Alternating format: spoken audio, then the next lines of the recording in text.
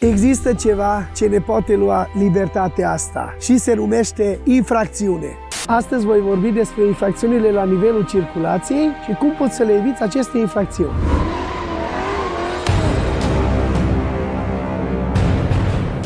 Nerespectarea dispozițiilor privind circulația pe drumurile publice, care întrunește elementele constitutive ale unei infracțiuni, atrage răspunderea penală a persoanei care săvârșește fapta și, după caz, anularea permisului de conducere. Următoarele fapte sunt considerate infracțiuni. 1. Conducerea pe drumurile publice a unui autovehicul sau tramvai de către o persoană care are o imbibație alcoolică de peste 0,80 grame per litru, alcool pur în sânge, ori se află sub influența unor substanțe ori produse stupefiante sau medicamente cu efecte similare acestora, se pedepsește cu închisoare de la 1 la 5 ani. Dacă persoana aflată în situația menționată mai înainte efectuează transport public de persoane, transport de substanțe sau produse periculoase, ori se află în procesul de instruire practică a unei persoane pentru obținerea permisului de conducere sau în timpul desfășurării probelor practice ale examenului pentru obținerea permisului de conducere, se consideră agravantă și se pedepsește cu închisoare de la 2 la 7 ani. Mulți se întreabă că de ce spune legea că se pedepsește de la o perioadă până la o altă perioadă mai lungă și nu este stabilit o perioadă fixă de pedeapsă. Iată, unele infracțiuni pot avea forme agravante. Așadar, dacă nu faci parte din categoria agravantă, ai consumat alcool, conduci, ești în stat și iese, să zicem, 0,82 grame per litru alcool pur în sânge, te-ai comportat civilizat, ai șanse să primești 1 an. Dacă te-ai comportat agresiv, ți-a ieșit 1,4 grame per litru alcool pur în sânge, ai șanse să primești, să zicem, 3 ani. Dar să presupunem că ești șofer pe taxi, duci clientul către destinația cerută și clientul observă că ești beat. În timp ce tu încerci să conduci, el anunță poliția. Vine poliția, te oprește, tu ajungi la test de sânge și iese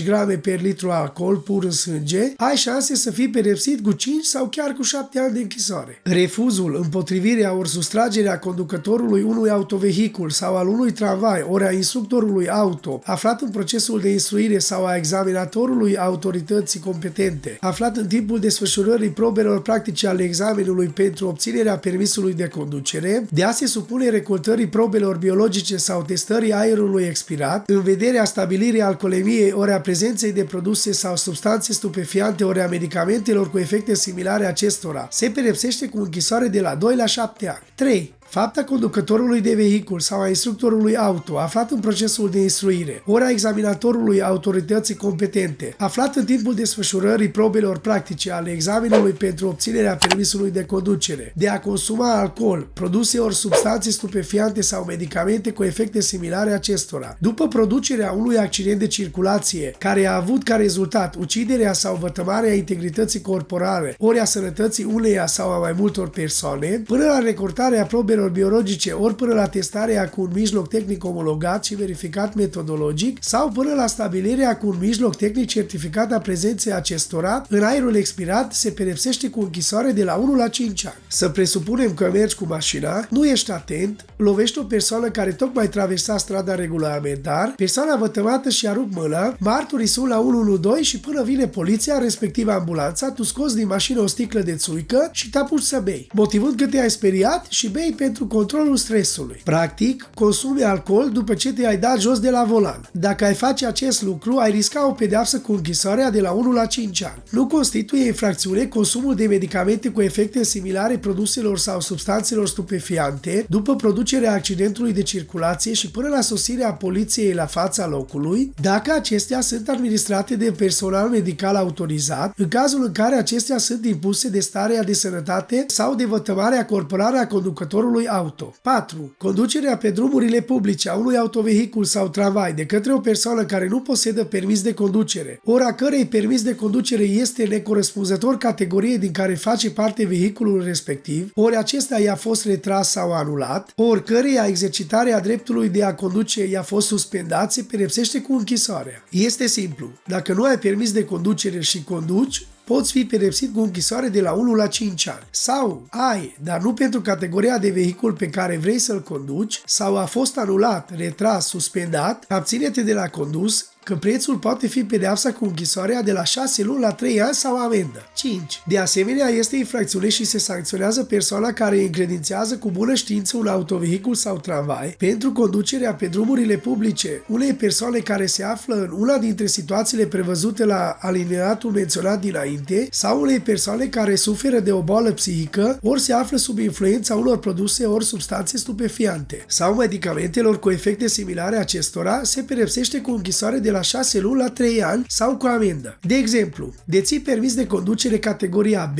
ai un autoturism Dacia Logan care poate fi condus cu permis categoria B, dar totodată ai un prieten, o soție, o iubită, care nu te ține permis de conducere și tu dorești să-i faci un bine, dorești să-l înveți să conducă. Mergeți și găsiți un drum mai părăsit, mai necirculat, dar totuși considerat drum public. Și face schimb, se pune la volan și pornește cu mașina. Apare o mașină de poliție și vă cere actele la control. Gata, visul s-a terminat. Vi se întocmește un dosar penal, tu riști pedeapsă cu închisoare de la 6 luni la 3 ani, respectiv persoana pe care ai vrut să-l înveți să conducă riscă pedeapsă cu închisoarea de la 1 la 5 ani. Nu merită. Sunt locuri unde poți conduce sau practica fără permis de conducere, dar voi vorbi despre aceste locuri într-un video următor. 6. Părăsirea locului accidentului de către conducătorul vehiculului sau de către instructorul aflat în procesul de instruire sau de examinatorul autorității competente aflat în timpul desfășurării probelor practice ale examenului pentru obținerea permisului de conducere, implicat într-un accident de circulație în urma căruia a rezultat uciderea sau vătămarea integrității corporale ori a sănătății uneia sau mai multor persoane, ori dacă accidentul s-a produs ca urmare a unei infracțiuni, fără încuvințarea poliției care efectuează cercetarea locului faptei, se pedepsește cu închisoare de la 2 la 7 ani. De asemenea, este considerată infracțiune și fapta oricărei persoane de a modifica starea locului sau de a șterge urmele accidentului de circulație din care a rezultat uciderea sau vătămarea integrității corporale, ori a sănătății uneia sau mai multor persoane fără acordul echipei de cercetare la fața locului și la fel se pedepsește cu închisoare de la 2 la 7 ani. Atenție! Nu constituie infracțiune fapta conducătorului de vehicul care în lipsa altor mijloace de transport, el însuși transportă persoanele rănite la cea mai apropiată unitate sanitară în măsură să acorde asistență medicală și la care a declarat datele personale de identitate și numărul de matriculare sau înregistrare a vehiculului condus, consemnate într-un registru special dacă se înapoiază imediat la locul accidentului. La fel, nu constituie infracțiunea de părăsire a locului accidentului fapta conducătorului autovehiculului cu regim de circulație prioritară dacă acesta anunță de îndată poliția și după terminarea misiunii se prezintă la sediul unității de poliție pe cărei rază de competență s-a produs accidentul, în vederea întocmirii documentelor de constatare. Nu constituie infracțiune părăsirea locului accidentului dacă victima părăsește locul faptei, iar conducătorul de vehicul anunță imediat evenimentul la cea mai apropiată unitate de poliție. Atenție! Voi împărtăși un pont cu tine să nu ajungi victima unei înșelăciuni. În trecut au existat persoane și probabil mai există și astăzi care vroiau să-și facă ceva bănuți pe urma unor așa zise accidente create de ei în care profitau de necunoștința și starea emoțională a oamenilor. Iată un exemplu și cum poți evita tot necazul. Mergi cu mașina într-un trafic intens, dar foarte încet, sau în zonă rezidențială cu 10-20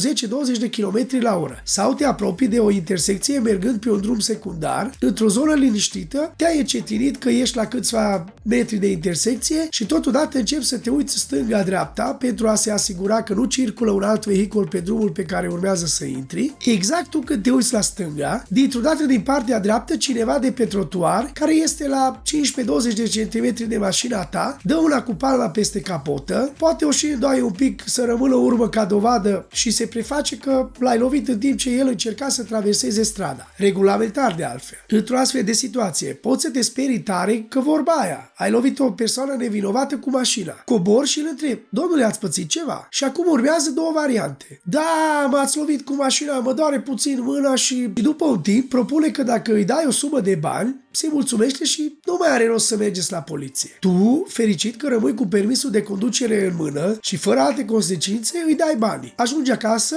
retușezi capota și te bucuri că ai scăpat ieftin. Dar coșmarul poate începe abia acum. Dacă acel om merge la spital, povestește că a fost lovit de o mașină cu număr de matriculare cutare și conducătorul acesteia a plecat de la locul faptei, ei vor sesiza poliția, iar tu riști să ajungi la închisoare, plus va trebui să îl despăgubești pe om cu o sumă mare. Mai există o variantă în care omul nu îți cere bani inițial, tu vei crede că, uite, mai există și oameni de treabă în ziua de astăzi. Și a doua zi, face aceeași schemă. Merge la spital și povestește că a fost lovit ieri de o mașină, în rest, aceeași poveste. Sunt absolvent al facultății de drept. Am văzut multe spețe de acest gen. Iată ce va trebui să faci să nu ajungi în situația asta. Primul și cel mai sănătos lucru posibil ar fi să-ți montezi o cameră de bord cu filmare 360 de grade. Al doilea sfat este, într-un astfel de caz, suni imediat la 112 și raportezi cazul. Dacă victima refuză analizele medicale sau pleacă, tu mergi repede la cea mai apropiată unitate de poliție și raportezi cazul. Tu ai dovada că ai raportat și omul, dacă va merge a doua zi la spital, tu vei fi acoperit. Nu te duce pe încrederea nimănui că poliția, spitalul, procurorul, judecătorul vor aplica prevederile și procedurile legale. Ei nu vor merge pe încrederea nimănui, ci pe probe. 7. Punerea în circulație sau conducerea pe drumurile publice a unui autovehicul ori a unui tramvai sau tractarea unei remorci neimatriculat sau neînregistrat se pedepsește cu închisoare de la 1 la 3 ani. De exemplu, ți-ai comandat o mașină second-hand din Germania.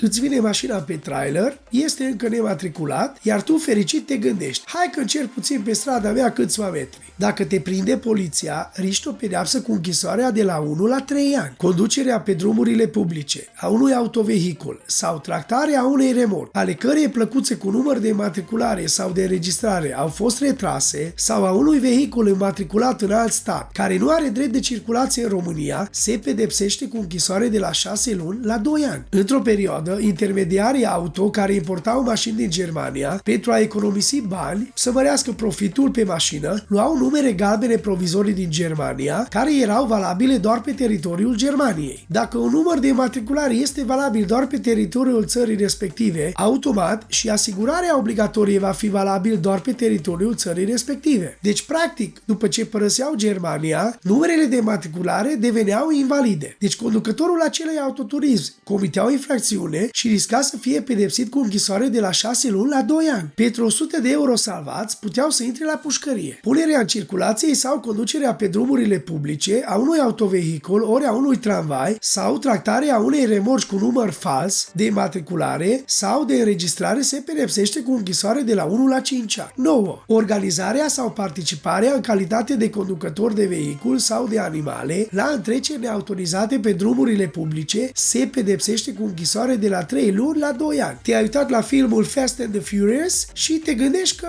seara de plictiseară ar fi o idee bună să pui în practică ce ai învățat din film. Ești cu prietenii și faceți câte o liniuță, un drag race și vă prinde poliția. Riscați pedeapsă cu închisoare până la 2 ani. Merită? Nu merită. De asemenea, este infracțiune și se sancționează cu aceeași pedeapsă blocarea cu intenția a drumului public dacă se pune în pericol siguranța circulației ori se aduce atingerea dreptului la liberă circulație a celorlalți participanți la trafic. Mai înainte am dat exemplu cu Fast and the Furious.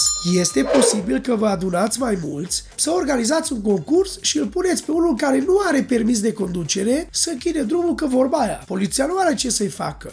Da, adevărat, dar tot se va alege cu un dosar penal și cu risc de a fi pedepsit cu închisoare de la 6 luni la 2 ani. 10. Neîndeplinirea obligațiilor prevăzute în lege de către medicul de familie în cazul producerii unui accident de circulație care a avut ca rezultat uciderea sau vătămarea integrității corporale ori a sănătății uneia sau mai multor persoane ca urmare a afecțiunilor medicale ale conducătorului de vehicul, se pedepsește cu închisoare de la 3 luni la 2 ani sau cu amendă. 11. Fapta săvârșită cu intenție de a sustrage, distruge, degrada ori de a aduce în stare de neîntrebuințare indicatoarelor, semaforelor, amenajărilor rutiere sau crearea de obstacole pe partea carosabilă se pedepsește cu închisoare de la 6 luni la 2 ani sau cu amendă. De asemenea, este infracțiune și se sancționează cu aceeași pedeapsă instalarea de mijloace de semnalizare rutieră sau modificarea pozițiilor acestora, fără autorizația eliberată de autoritățile competente, de natură să inducă eroare poluarea participanților la trafic. 12. Lăsarea fără supraveghere pe partea carosabilă a drumurilor publice a unui vehicul care transportă produse sau substanțe periculoase se pedepsește cu închisoare de la 3 la 7 ani. De exemplu, ești șofer de camion și faci transport de marfă periculoasă, iar la un moment dat ți se strică camionul, nu-l mai poți mișca. Îl suni pe șeful tău și îi spune: lasă-l acolo, cheamă un taxi și du-te la un hotel. Odihnește-te până vin mecanicii și vor repara camionul. În caz de față, riști o pedeapsă cu închisoare de la 3 la 7 ani. 13. Îndeplinirea defectuoasă sau neîndeplinirea atribuțiilor de verificare tehnică, ori inspecție tehnică periodică a autovehiculelor, remorcilor sau a tramvaieror, ori a celor referitoare la efectuarea unor reparații sau intervenții tehnice de către persoanele care au asemenea atribuții. Din cauza stării tehnice a vehiculului s-a produs un accident de circulație care a avut ca rezultat uciderea sau vătămarea integrității corporale ori a sănătății unei persoane, se pedepsește conform legii penale. 14. Repararea autovehiculelor având urme de accident fără autorizația eliberată de poliție se pedepsește cu închisoare de la 3 luni la 2 ani sau cu amendă. 15. Efectuarea unor lucrări de construire, modificare, modernizare sau reabilitare a drumului public și amplasarea unor construcții, panouri sau reclame publicitare în zona drumului fără autorizație de construcție eliberată în condițiile legii. De asemenea, este infracțiune și se sancționează persoana care nu respectă condițiile stabilite în autorizația de construcție eliberată în condițiile legii pentru amenajarea accesului rutier la drumul public. În cazul construcțiilor amplasate în zona acestuia se pedepsește cu închisoare de la 6 luni la 3 ani sau cu amendă. 16. Persoana autorizată de administratorul căii ferate sau de către administratorul unui drum public sau de către executantul unei lucrări pe partea carosabilă care nu ia măsurile corespunzătoare pentru semnalizarea trecerilor la nivel cu carea ferată sau pentru semnalizarea obstacolelor sau a lucrărilor pe drumurile publice, dacă prin acestea s-a produs un accident de circulație din care au rezultat victime omenești sau pagube materiale, se pedepsește cu închisoare de la 3 luni la 2 ani sau cu amendă. Acestea au fost infracțiunile la nivelul circulației. Dacă ești curios câți bani câștigă un șofer de camion în Norvegia, dă click aici. Sau dorești să-ți faci permisul de conducere, acest video te poate ajuta foarte mult. Pa!